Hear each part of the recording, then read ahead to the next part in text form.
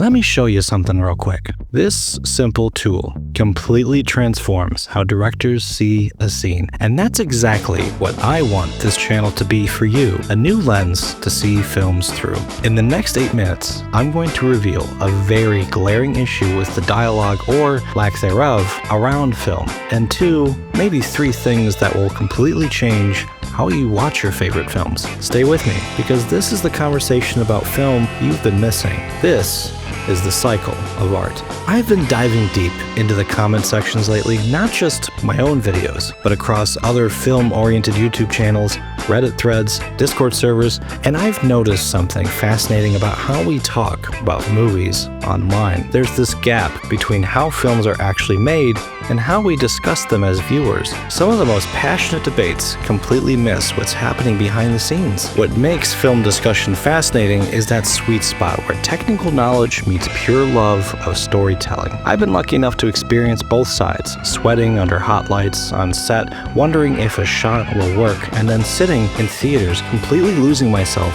in someone else's creation. Because when you understand what actually happens in production, your appreciation for film gets so much richer. And honestly, your critiques become way more meaningful. Whenever I color grade for a client, we have to make decisions knowing full well that 80% of viewers would watch it on uncalibrated and wildly differing screens. The first time I was a cinematographer for a feature, I was given a $1,200 lighting and camera budget that I had to make last over the course of 4 weeks with a grip team of 2, and I didn't even have a gaffer. When I directed my first feature at a budget of $15,000, I had to give my own DP a measly budget of $3,200 for their time and gear, and one AC who doubled as a grip most of the time. All of those experiences completely changed how I view other filmmakers' work. Now, I want to preemptively address an argument I could very easily see being made, and something I am constantly reminding my peers. We, as an audience, owe nothing to the filmmakers besides the ticket price or rental fee it costs to see their film. How we perceive it, how it moves or doesn't move us, not our fault. It is on the filmmakers to provide an experience we paid for. And that means that all criticism, if aimed properly, is valid criticism in its own way. How much that filmmaker values that opinion obviously is a moving target, but my point here is to say none of these things we're about to talk about excuse the misses that occur. This is mostly to point out critique that is levied from a place of false expertise, to cut the film down at its foundation in an attempt to disparage it. It's also to help you understand what critique is actually helpful to a filmmaker and what they likely have zero control over and should be levied at the studios, distributors, and marketing agencies who are also very much a large part of the pipeline of getting a film made. Let me give you a perfect example of this disconnect. Have you ever watched The Book of Boba Fett, specifically the intro scene of the first episode, and thought, why is this so dark?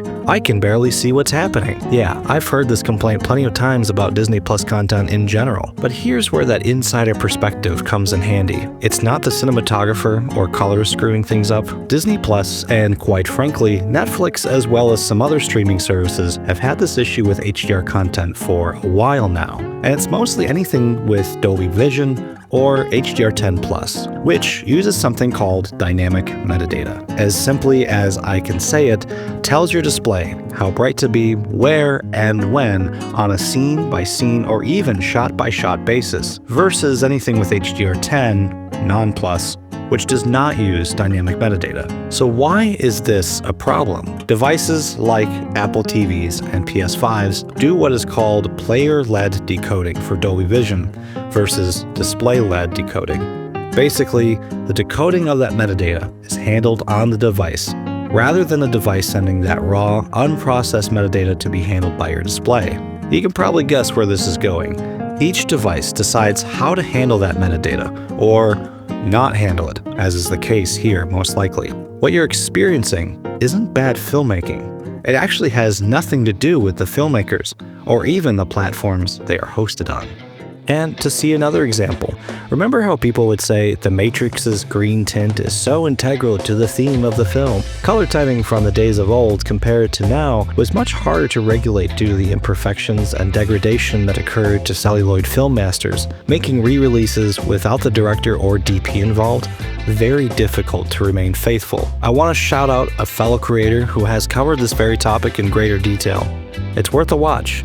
They go by watching the aerial, and the video is titled The Matrix and How Bad Remasters Happen. You can see it linked over here on desktop, and it is also linked in the video description below. This pattern of disconnect between intention and perception shows up everywhere in film discussions. Here's the truth about film criticism that nobody wants to admit. The loudest voices in the room are often the furthest from the set. I've seen some incredibly insightful comments that show deep understanding of the filmmaking process in their critique. But for every one of those, there are dozens throwing out terms like bad directing, terrible writing, or spotting plot holes without understanding the context. I think this usually comes from a fundamental misunderstanding of what those pillars of a film production are responsible for and what might be the note behind the note. The film industry sometimes feels deliberately mysterious, like there's this secret language only insiders understand. That's exactly what I want to break down. Not to take away the magic, but to help you see even more magic that you might be missing. So how do we have more meaningful conversations about film that honor both the creator's intent and our experiences as viewers? By the end of this video, I will have shared with you 3 questions that will transform how you see film. These questions have guided my own approach to a thoughtful critique, both as a filmmaker and as someone who loves breaking down movies. What I'm building here isn't just another channel where I talk at you about movies. With you, I want to build a community where we can have the kinds of film conversations that actually matter, where your observations get sharper, your appreciation gets deeper, and we all benefit from each other's perspectives. That's why I'm excited to announce 2 resources I've created specifically for this community. Number 1, there's now a Discord server. Link is in the description, and this isn't just another place to chat. It's a space where we can dive deeper into these discussions with the nuance they deserve. And number 2, I've created a flowchart to help guide meaningful film critique. I'll break it down fully in next week's live stream, but here's the preview. It'll help you ask those 3 important questions I was talking about whenever you critique a film. 1, does the film fit well within or extend its context? 2, is the film logically congruent with itself? And 3, does it deliver on its premise? Before you comment on the next film you watch, try this challenge. Pick one scene and ask yourself, what was the goal of this scene?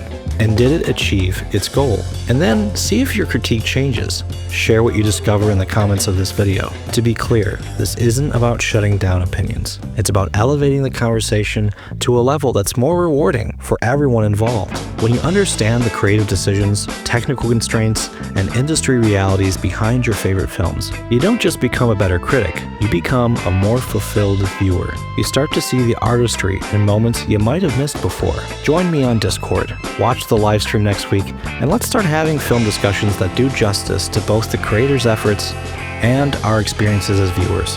Because at that intersection is where the most fascinating conversations happen, and that, to me, is the cycle of art.